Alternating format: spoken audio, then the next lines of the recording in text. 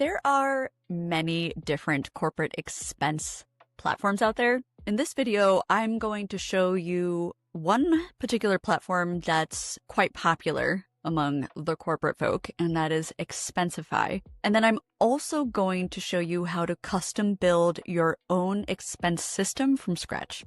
I want to start off by saying, do not panic if your client is not using Expensify.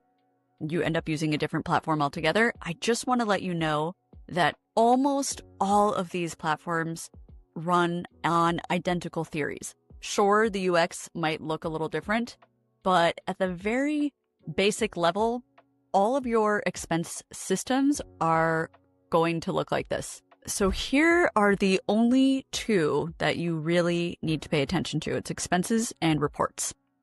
And to give you a quick overview of how those differ, expenses are the individual receipts or charges from your credit card, or actually your client's credit card, that you will input into the expense tab. Those are the things that you're physically buying. And then reports are when you compile all of those individual expenses into one report.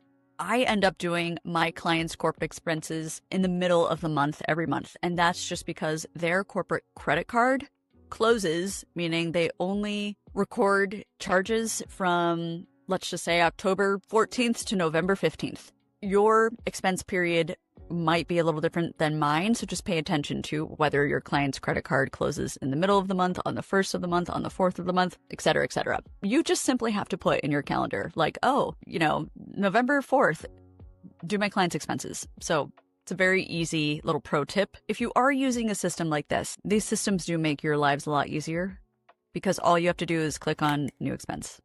So all of these systems now are actually smart systems too. So you can either take a photo, or let's say your client has taken a photo of a receipt and they text it to you. My clients do that sometimes. I can just scan the receipt and drag and drop that into here. But more often than not, I manually create expenses. You can either create as you go. So let's say your client is in the habit of sending you text messages every day with like, I got coffee, I took this client out to lunch, I did this. If you're getting those on a daily basis, then maybe you do want to manually create and upload those expenses every day. My clients don't do that. They're pretty silent through the whole process. So what I do is I usually end up creating multiple expenses at the same time. And again, all different systems will have the same, do one receipt manually or do all your expenses at the same time. All right, so at this point, when I'm ready to input expenses, I'm just showing you a general shot of some of my clients' expenses. All I would need to do is copy and paste the details. So for October 16th, let me get back to my expenses. I'm not going to lie, this is a little tedious, but that is the name of the game. So I have yet to find a service that does full AI automation yet. So you typically still have to do these manually. And I'm not going to lie, it takes a long time to go through all these charges. And depending on how active your client is, it could either just be a few charges a month or it could be 100 charges a month. That's essentially all expense management is. Oh, and there's always a way for you. Let me just save this so you can see. So now we have expenses. All expense systems will also ask for receipts. So what you would simply do is take the copy of the receipt. So in my case, this would be the Nobu Hotel folio, and I would upload that here, just showing that they did in fact spend $1,090 during the dates that they said they did. Now, without fail, clients inevitably will forget to send you receipts. They're busy people. They will either not take a receipt from their own dinner, or they won't take a receipt from the hotel. They'll forget to send it to you. In some cases, you as the VA have to do some manual digging. That usually includes you calling into restaurants and saying, hey, from such and such date, do you have a copy of this receipt that was charged and card ending in blah, blah, blah. So there will be some of that involved in expenses. What I need to do next is essentially take all of the expenses and add it to a report. Say, since I've just created a report, I'm going to come over here to the reports tab. I can either rename this, to be client name and then dates, date through, and date ending. So that's how I like to send these to accounting so they can very clearly see what it is that they're approving expenses for. And I kid you not, that's pretty much the end of the form. Quick pause. If you're a virtual assistant and you want deeper support around this topic, scan the QR code or check out the resources linked below. Now, in case your client doesn't have a system that they like to use, I'm going to show you how to create a really simple expense reporting filing system in something like Google Drive or Dropbox. What you always want to do first is create a new folder, ideally with your client's name. All right, so we've got brand new folder. Here's our client. Next, what we want to do is start creating subfolders. So we're just nesting smaller subfolders inside your client's folder.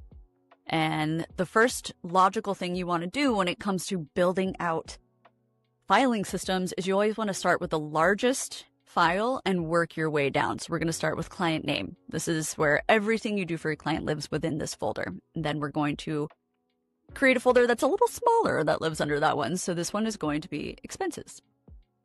And now that we have that expense folder, we're going to create a folder that's a little smaller than expenses. What I like to do is do each expense folder by month. So I would do November. I would create another folder for December. You could add years. Since January is going to be 2026. You could add years to these if you are doing this for a client of years past. But simply what we would do is, now here's where this gets really fun. We could just put a bunch of receipts into this folder and call it a day, but that makes your life actually a lot harder. I like to be hyper organized because, trust me, you're going to want to be hyper organized when you're on a time crunch and you need to get something done fast. So we're in the expenses folder. Then we've gone down even narrower. We're in the November folder. Then how do we get even more narrow than that? We can do receipts. So it's just one file of all the receipts that you're compiling. And we can also do reports. If you wanted to get even more granular than that, you could go into reports and do submitted, or you could do final. If that, you will work that out with your client, or actually you'll figure out how that's a hard word to say, granular you need to be with your client. But this is where, so under November, this is where I would start uploading receipts. And if my client has already sent me receipts, then I would simply drag and drop those things into this file. So from this point forward, what you'll want to do under the November heading is also start compiling a Google Sheets in tandem. Now, we could manually create a spreadsheet, and it would probably be very similar to what we have over here. Let's look at Expensify's expenses and see how they broke theirs down, because we do not need to reinvent the wheel. These are the categories that we probably want to copy. So I'm going to come back over to our new spreadsheet, and boom, there is our spreadsheet that we are working with. A couple other tips for you if you are in fact creating a spreadsheet on your own. You could create one general sheet. So let's go back here. If I wanted to not split spreadsheets or make spreadsheets up every month, let's say I want to just have one general spreadsheet, it would go under my expense folder for my client, and it would just say expenses. You could then rename your tabs. This could be November expenses,